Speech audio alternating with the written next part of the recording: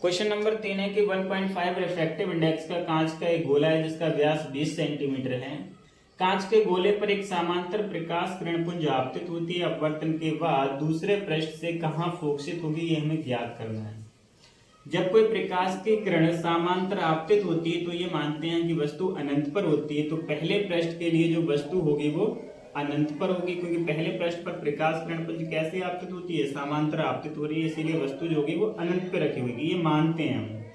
फिर क्या है, पहले पृष्ठ से जब अपवर्तन होगा तो प्रकाश किरणपुंज जो फोकसित होगी वो आई डैश पर होगी। पहले पृष्ठ के लिए जो वक्रता त्रिज्या होगी वो r 10 सेंटीमीटर होगी, किसकी, प्लस की होगी।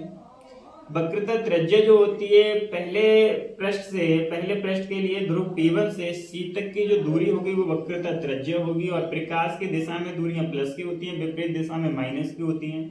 तो P1 से C तक की जो दूरी होगी वो प्लस की होगी, क्योंकि प्रकाश की दिशा में हम दूरी मेजर कर रहे हैं, तो r जो होगी प्लस की होगी। तो पहले पृष्ठ के लिए जो प्रकाश किरणपुंज फोकसित होगा वो आई डैश पर होगा।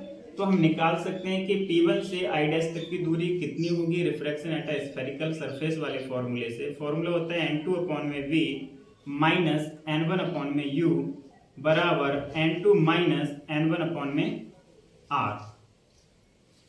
N2 क्या होगा, N2 उस माध्यम का रिफ्रैक्टिव इंडेक्स होगा जिसमें प्रकाश की किरण जाती है, तो ये N2 हो जाएगा, क्योंकि प्रकाश किरण जो है वायु में से आ रही है, तो N1 कितना हो जाएगा, 1 हो जाएगा। तो N2 का मान रखेंगे, N2 का मान कितना है हमारा 1.5 अपॉन में V माइनस N1 1, और U कितना अनंत है। N2 1.5 माइनस 1 अपॉन में R कितना है 10।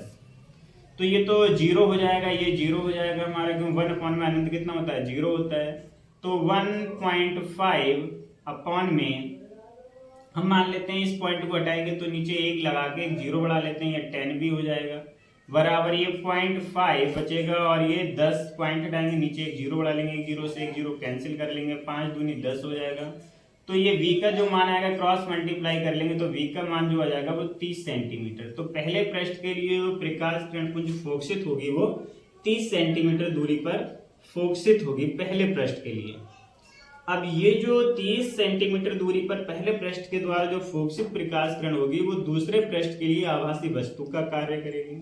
तो दूसरे पृष्ठ के लिए क्या है कि दूसरे पृष्ठ के लिए वस्तु की दूरी जो हो जाएगी वो यहाँ से यहाँ तक कितनी है, 30 सेंटीमीटर है, तो ये 20 सेंटीमीटर है, तो ये कितनी बचेगी 30 में से 20 घटा देंगे तो यहाँ से यहाँ तक की बचेगी 10 सेंटीमीटर। तो दूसरे पृष्ठ के लिए जो वस्तु की दूरी हो जाएगी वो 10 सेंटीमीटर हो जाएगी, किसकी, प्लस की, क्योंकि ये भी प्रकाश की दिशा में जा रहे हैं। वक्रता त्रिज्या जो हो जाएगी दूसरे पृष्ठ के लिए वो हो जाएगी माइनस की, क्योंकि प्रकाश की विपरीत दिशा में जा रहे त्रिज्या मेजर करें, क्योंकि इस वाले पृष्ठ की जो वक्रता त्रिज्या जो होगी वो प्रकाश के विपरीत दिशा में होगी, तो माइनस का 10 सेंटीमीटर हो जाएगा। अब इस केस में क्या है कि अपवर्तनांक की बात कर ले तो प्रकाश की किरण क्या होगी, सघन से विरल में जाएगी, सघन से विरल में जाएगी। तो सघन माध्यम के लिए जो अपवर्तनांक 1.5 जिसमें से जाती है वो N1 होता है। अब ये जो N2 हो जाएगा वो कितना हो जाएगा, 1 हो जाएगा। फॉर्मूला यही इस्तेमाल करेंगे, तो N2 कितना हो जाएगा इस केस में 1 हो जाएगा, 1/V माइनस N1 अपॉन में U, N1 कितना है 1.5 अपॉन में U कितना हो जाएगा 10, और बराबर N2 कितना है, N2 जो है हमारा 1 माइनस N1 कितना हो जाएगा N1 जो हो जाएगा 1.5 अपॉन में R जो हो जाएगी माइनस की 10।